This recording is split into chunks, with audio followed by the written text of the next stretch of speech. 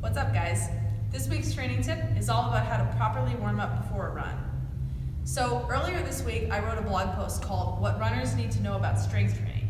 And one of the most essential components to a good strength training program for a runner is proper mobility work. So a lot of runners are under the impression that if they do static stretching before they run, like stretching their hamstrings or their quads, that they've prepared themselves for the run and that they're going to protect their bodies and be safe. But the reality is that static stretching is not very effective for preventing injuries, overuse injuries, and those kinds of things that come up when you run.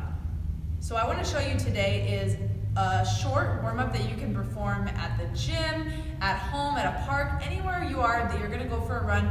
You can do this short warm-up and prepare your body a lot more effectively for the demands of the run. So you'll notice the warm-up focuses on 3 areas: our hips, our glutes, and our ankles. And those are the main problem areas when you run. So you always should make sure you target those in your warm-up. The first drill is the bodyweight glute bridge. Drive through your heels and squeeze your butt hard at the top. The goal is to feel your butt working as much as possible while you execute this drill.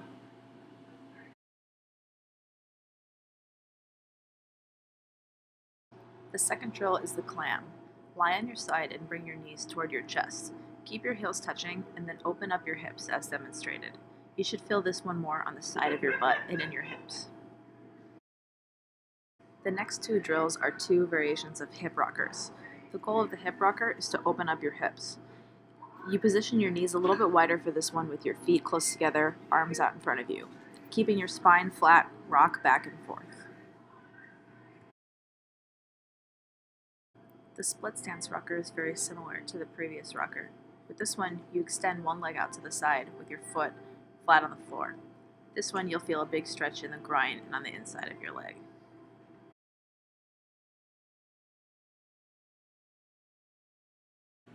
This next drill opens up your hip flexors. These muscles get really tight when you run a lot or sit at a desk most of the day. Get into the half kneeling position, hinge back slightly, and then push your hip forward into the stretch.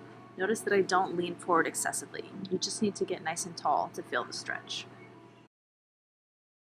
This drill is called the squat to stand, and it starts to put all the pieces of your body together.